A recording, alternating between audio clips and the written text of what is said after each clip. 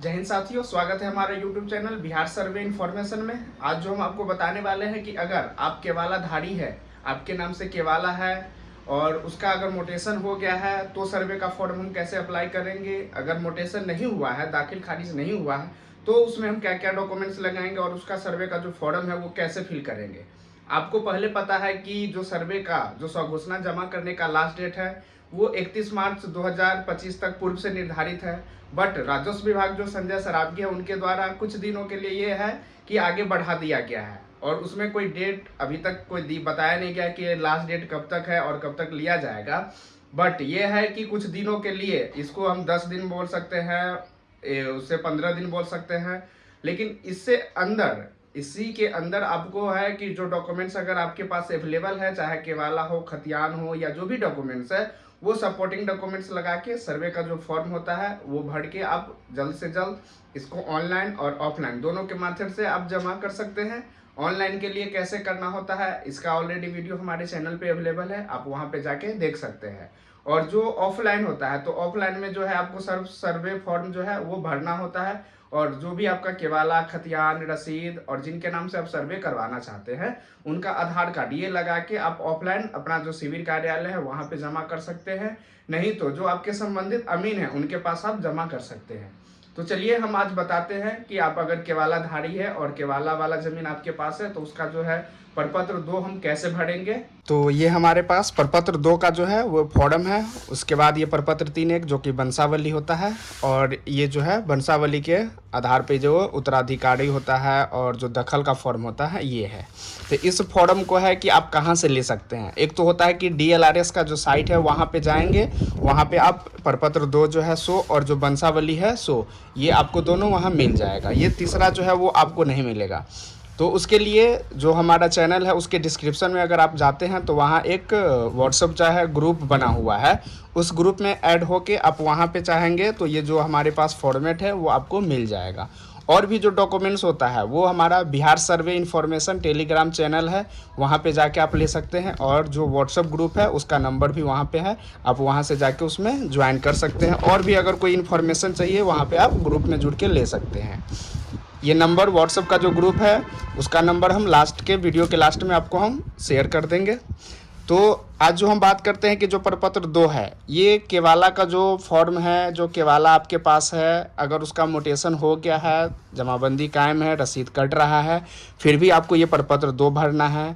अगर आपका जो केवाला है उसका मोटेशन नहीं हुआ है फिर भी आपको जो है प्रपत्र 2 भर के देना है। तो इसमें है कि आज जो हम अभी बताने वाले हैं उसमें है कि जीवित व्यक्ति जिनके नाम से केवाला है वो जीवित है, उनके नाम से रसीद कटा हुआ है, उनके नाम से केवाला है, तो ये सिर्फ प्रपत्र 2 भरना है। ये समझने वाली बात है कि जो प्रपत्र 2 है, प्रपत्र 3.1 है, जो दखल का फॉर्म है, ये कहाँ कहाँ किसको ज़रूरत पड़ेगा और किन किन को नहीं भरना है। तो इसमें है कि कोई भी अगर आपका डॉक्यूमेंट्स है जिसमें जीवित व्यक्ति है, चाहे आप जमाबंदी कायम करा लिए, आपके पास सिर्फ रसीद है तो आपको सिर्फ प्रपत्र 2 भरना है। अगर आपके नाम से केवाला है, अगर आप जीवित है तो प्रपत्र 2 भरना है। अगर आपके पास केवाला भी है, रसीद भी कटा हुआ है और वो जीवित व्यक्ति है तो प्रपत्र 2 भरना है। हाँ, खतियान के केस में होता है कि अगर जिनके नाम से खतियान है वो अगर जीवित है तो आपको प्रपत्र 2 भरना है। अगर जिनके नाम से खतियान है उनका मृत्यु हो गया है तो आपको प्रपत्र 2, प्रपत्र 3.1 और जो दखल का फॉर्म है वो भरना है। उसी सेम केस में आपको जैसे ही केवाला, रसीद या जो भी है जिनके नाम से जो डॉक्यूमेंट्स है वो अगर मृत्यु हो जाता है तो इसमें आपको तीनों का जो है फॉर्म ये भरना है और साथ में आपको डॉक्यूमेंट्स लगाना है। तो चलिए आज हम जो बात करते हैं वो सिर्फ केवाला के बारे में बात करते हैं, इस दोनों फॉर्मेट को हम छोड़ देते हैं। तो इसमें सबसे पहला जो आपका हेडिंग होता है वो आपको भरना होता है। इसमें राजस्व ग्राम है। राजस्व ग्राम में है कि ज़मीन आपका जिस मौजा में पड़ता है, जिस गांव में पड़ता है, वो हम राजस्व ग्राम यहाँ लिखेंगे। मतलब आपका घर जो है वो कहीं और है, कहीं दूसरे डिस्ट्रिक्ट में है, तो वो नहीं लिख के जो मेरा ज़मीन है, हो सकता है कि आपके पास 10 जगह ज़मीन है, 10 गांव में है या 10 डिस्ट्रिक्ट में है, तो आप जो जो भरेंगे उस सब का अलग अलग जो मौजा वाइज होता है वो फॉर्म भराया जाता है। मतलब एक मौजा में आपको एक ही मौजा का जो खाता खेसरा और जो खतियान या केवाला होगा वो इसमें भरेंगे। दूसरा मौजा का दूसरे खाता खेसरा का जो होता है वो आपको दूसरे में भरना है। इसी प्रकार से अगर एक से ज़्यादा जगह आपका ज़मीन है तो अलग अलग फॉर्म भरेगा और अलग अलग उसका जो सर्वे का काम होगा वो होगा, और जो फॉर्म जमा होगा वो भी आपको अलग अलग जगह पे होगा। तो यहाँ पे राजस्व ग्राम जो है, राजस्व ग्राम आपका जो भी गांव होगा जहाँ पे आपका ज़मीन है उसका हम गांव का लिख देंगे। तो यहाँ पे हम ये चीज़ें हैं, आपका किसी भी पर्सनल जानकारी हम आपको यूट्यूब पे या किसी भी सोशल साइट पे शेयर नहीं कर सकते हैं। तो ये वो जो फॉर्म हम आपको बता रहे हैं वो सिर्फ समझाने मात्र है। तो इसमें होगा कि जो राजस्व ग्राम है, ये राजस्व ग्राम आपका जो होगा वो हम यहाँ पे लिख देंगे। ये कोई भी हो सकता है, आपका गांव, आपका जो ज़मीन है जहाँ पे, उसका जो थाना नंबर है वो आपको थाना नंबर यहाँ पे डाल देना है। ये थाना नंबर कितना भी मतलब हो सकता है, 1 हो सकता है, 200 हो सकता है, 400, जो भी आपके रसीद या केवाला में जो आपका थाना नंबर लिखा हुआ है वो आपको यहाँ लिख देना है। हल्का नंबर है, ये कर्मचारी लोगों के पास पता होता है। ये अगर आपको पता है तो लिख देना है, नहीं पता है तो आपको छोड़ देना है इसको। फिर है पुलिस थाना, तो जो जहाँ ज़मीन है उसका जो पुलिस थाना पड़ता है वो आपको यहाँ डाल देना है।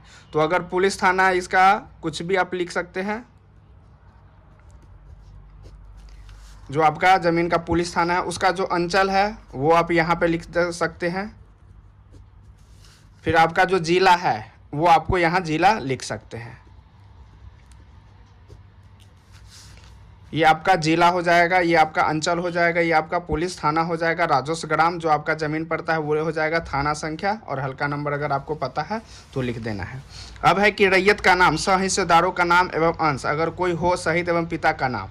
इसमें है कि जिनके नाम से केवाला है, अगर आप पर्सनल व्यक्ति है, आप अकेले आपके नाम से है, पर्सनल अगर केवाला है और वो आपके नाम से है तो इसमें आपका नाम आ जाएगा, ठीक है। और उसके बाद यहाँ पे पिता का नाम आ जाएगा। पिता में अगर जीवित है तो जीवित का नाम लिख देना है, अगर मृत्यु हो गया है तो यहाँ पे स्वर्गीय लगा देंगे। उसके बाद है कि ये तो पर्सनल है, अगर आपके नाम से पर्सनल केवाला है तब तो आप यहाँ पे लगा देते हैं। हो सकता है कि ये 2 व्यक्ति के नाम से केवाला लिया होगा और 2 आदमी का नाम है, तो इसमें अगर 2 व्यक्ति है तो इसमें हम वो लिख देंगे। और जो दूसरा व्यक्ति है, जैसे ये फर्स्ट पर्सन हो गया और ये सेकेंड पर्सन हो गया, तो अगर वो लेडीज है तो आपको लेडीज का नाम लिख देना है, जेंट्स है तो यहाँ पे जेंट्स लिख देना। फिर इनका अगर पिता पति जो भी हो उनका नाम आपको लिख देना है। अगर इनका शादी हो गया है तो जो पति है, नहीं शादी हुआ है तो इनका पिता का नाम लिखा देंगे। इतना चीज़ करने के बाद ये जैसे है कि 2 आदमी, इससे भी ज़्यादा है, 5 है, 10 है या जितना भी है, ज़्यादातर केस में 1 से 2 व्यक्ति का ही नाम होता है, तो उसमें आपको ये लिख देना है। अगर आपको ज़रूरत पड़े तो दूसरा पेज भी आप लगा सकते हैं। अगर 1 से ज़्यादा आपको यहाँ पे नहीं हट पा रहा है तो आप दूसरा पेज को लगा सकते हैं, उसमें आप डिटेल लिख सकते हैं। अस्थाई पता में जो है आपका आधार कार्ड में है, बहुत लोगों के मन में होता है कि जो आधार कार्ड में है वो मेरा कुछ अलग एड्रेस है और जो मेरा केवाला है, रसीद है, उसमें अलग एड्रेस है। तो उस केस में आपको एक एफिडेविट बनाना है, और जो आपको आधार कार्ड में है या आधार कार्ड में कहीं दूसरे जगह का है और आपको केवाला का जो एड्रेस है वो सही है, तो जो आपका एड्रेस सही है वो यहाँ पे लिख देना है। बाकी इसके साथ में अगर नाम मिसमैच है, एड्रेस मिसमैच है, तो आपको एक एफिडेविट लगाना होगा जिसमें ये आप होगा कि मेरा जो सही नाम है ये है और डॉक्यूमेंट्स में नाम ये है, बट हम दोनों एक ही व्यक्ति है और एक ही नाम से जाने जाते हैं, तो उसका डिटेल जो है आपको लगा के इसके साथ में लगा देना है। तो निवासी में जो आपका घर पड़ता है वो यहाँ लिख देना है, आपका पोस्ट, थाना, जिला, पिन कोड और राज्य। राज्य तो बिहार ही होगा, तो ये आपको पूरा डिटेल लिख देना है। अब है कि खाता खेसरा रकबा। खाता जो है आपका जो ज़मीन है, जो खतियान है, केवाला है, उसमें जो आपका खाता है, हो सकता है कि आपका खाता जो है 11 लिखा हुआ है, तो ये हम खाता लिख देंगे। एक खाता है तो एक ही खाता लिखेंगे। अगर 1 से ज़्यादा है तो आपको पूरा जितना आपको हो सकता है कि 10, 20, 50, 100 जितना भी खाता है सेम यही करेंगे। अगर इसमें जितना हट रहा है वो हटा देंगे, उसके बाद अगर नहीं हट रहा है तो दूसरा पेज लगा देंगे। ये हमारा 4 अगर लेते हैं तो 4 का हो गया। अब इसमें भी अब आदमी को कन्फ्यूजन है कि किसी किसी केवाला में देखे होंगे कि आपका जो है पुराना जो आपका खेसरा है खाता है वो पुराना लिखा हुआ है, फिर चकबंदी का लिखा हुआ है, फिर सर्वे का लिखा हुआ है। मतलब किसी किसी डॉक्यूमेंट्स में तीन तीन, मतलब जहाँ पे चक है वो चक का भी लिखा हुआ है, सर्वे का भी लिखा हुआ है, और क्या बोलते हैं उसको, चक का भी लिखा हुआ है। तो अगर आपका जो तीनों लिखा हुआ है तो हम बट्टा में इसको करके यहाँ लिख देंगे। तीनों का अगर लिखा हुआ है तो हम यहाँ ऐसे बट्टा में लिख देंगे। इसमें भी अगर लिखा हुआ है तो आपको लिख देना है, इसमें भी लिखा हुआ है तो आपको लिख देना है, इसमें भी लिखा हुआ है तो आपको लिख देना है। तो इसमें क्या हो गया कि आपका जो तीनों है, अगर यहाँ पे लिखा भी है तो पू लिख देना है, मतलब पुराना, 100 से सर्वे हो गया और ये से नया हो गया। इसी टाइप में ये तीनों लिख देंगे। इससे हो गया कि जो 11 नंबर खाता है वो पुराना खाता है, जो सर्वे का है वो 123 है, और जो नया है ये है। कहीं अगर सर्वे की जगह चक लिखा हुआ है तो चक लिख देंगे और ये डिटेल लिख देंगे। इसी प्रकार से यही खेसरा होगा कि आपका अगर 3 है तो तीनों जो खेसरा है वो डिटेल हम आपको बता देंगे। ये 3 हो गया। सेम इसी टाइप का हो सकता है कि इसका भी 3 में लिखा हो, सेम इसी में भी ऐसे देख लेंगे। फिर यहाँ भी देख लेंगे हम, ये तीनों मतलब जो है कि चक का, सर्वे का और नया का। अगर आपका बट्टा में लिखा हुआ है, अगर एक ही लिखा हुआ है तब तो एक ही लिख देंगे, अगर 2 लिखा हुआ है तो बट्टा में दोनों लिखेंगे। इसी टाइप में जब आप इसको ऑनलाइन करते हैं तो उस समय भी ध्यान रखना है कि यही जो आपको बट्टा लिखा हुआ है वो डाल के ही आपको ऑनलाइन में भी ऐड करना है। उसके बाद रकबा है कि आपका ई तो मिला के एक खेसरा हो गया, इसका अलग रकबा होगा, इसका अलग रकबा होगा, इसका अलग रकबा होगा। तो एक तो ये हो गया कि रकबा आपका खेसरा पाइज अगर अलग अलग लिखा हुआ है तो हम ये लिख देंगे। कितना में होता है कि जो सम्मिलात लिखा होता है कि ये चारों मिला के हमको 5 कट्ठा या 5 डिसमिल या 10 डिसमिल लिखा हुआ है, तो अगर ऐसा केस है तो आपको ऐसे करके एरो करके यहाँ पे आपका रकबा लिख देना है। अगर इसमें अलग अलग है, जैसे 1 एकड़ यहाँ पे लिखा हुआ है और 50 डिसमिल लिखा हुआ है, इसमें है 2 एकड़ 10 डिसमिल, इसमें है 3 एकड़ 5 डिसमिल, इसमें है 4 एकड़ 10 डिसमिल। तो ये जो आपका ज़मीन का है कुल, वो हम यहाँ पे डाल देंगे कि आपका जितना हो रहा है। तो जैसे 50, 60, 70, 5, 75 डिसमिल हो गया, और 4, 3, 7, 2, 9, 1, 10, मतलब 10 एकड़ 75 डिसमिल इसका रकबा हो गया। यहाँ पे चौहद्दी जो है, चौहद्दी ये ऑप्शनल है। ये चौहद्दी अगर आपको पता है, जगह है, तो आप लिख दीजिए, वरना इसको खाली छोड़ दीजिए, क्योंकि जब किश्तवाड़ होगा, खाना पूरी होगा, उस समय जो चौहद्दी होगा वर्तमान, वो इसमें डिपुट किया जाएगा जब LPM मिलेगा उस समय। अब है किस्म। किस्म में है कि आपका अगर बास है तो आपको आवासीय का ज़मीन है तो आवासीय यहाँ लिख देंगे। उसके बाद है कि अगर आपका जो खेती बाड़ी होता है, अगर ये भीट, धनहर ये सब अगर पता है तो धनहर लिख देंगे, नहीं अगर आपको कुछ नहीं पता है तो कृषि लिख देंगे। उसके बाद है कि अगर आपको लग रहा है कि मेरा ज़मीन जो है वो मतलब पूरे में बागवानी टाइप में आम वाम लगा हुआ है तो बागवानी डाल देंगे।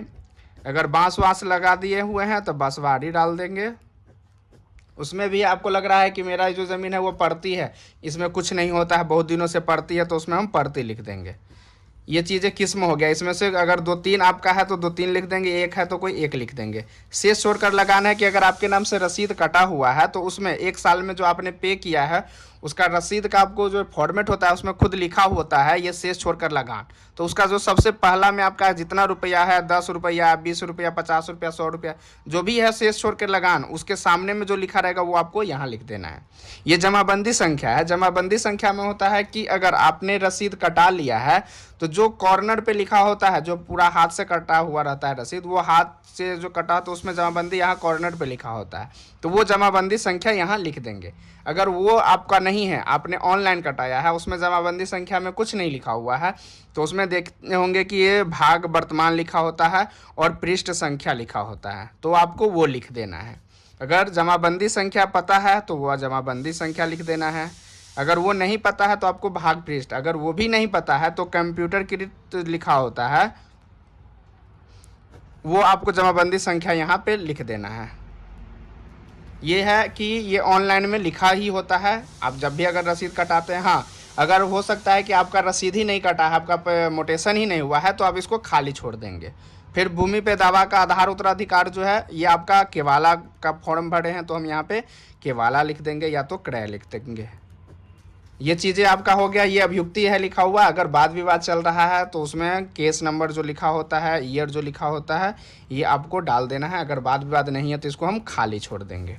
इतना चीज़ करने के बाद अब ये स्थान में है कि आप जहाँ से फॉर्म भर रहे हैं उस स्थान का आप हम यहाँ पे जिक्र कर देंगे।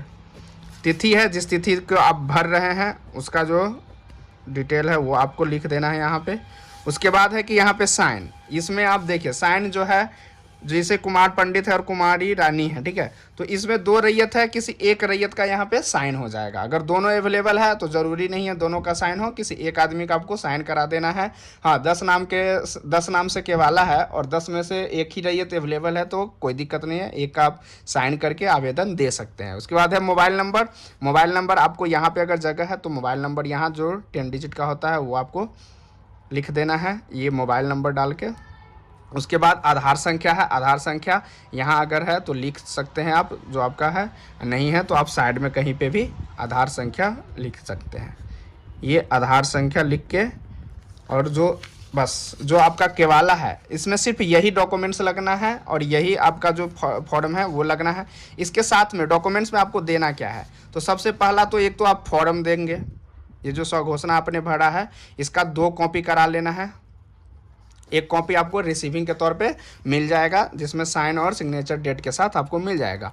दूसरा जो आपका करना है, जो आपका केवाला है उसका जीरोक्स कॉपी लगा देना है, ठीक है, ये 1 कॉपी लग जाएगा केवाला का। फिर तीसरा में है कि आपका अगर रसीद कटा हुआ है तो वो रसीद का जीरोक्स लगा देना है, ये रसीद लगा देना है। चौथा में है जिनके नाम से आप ज़मीन है, जैसे कुमार पंडित और कुमारी रानी, तो इनका जो है आधार कार्ड लगा देना है।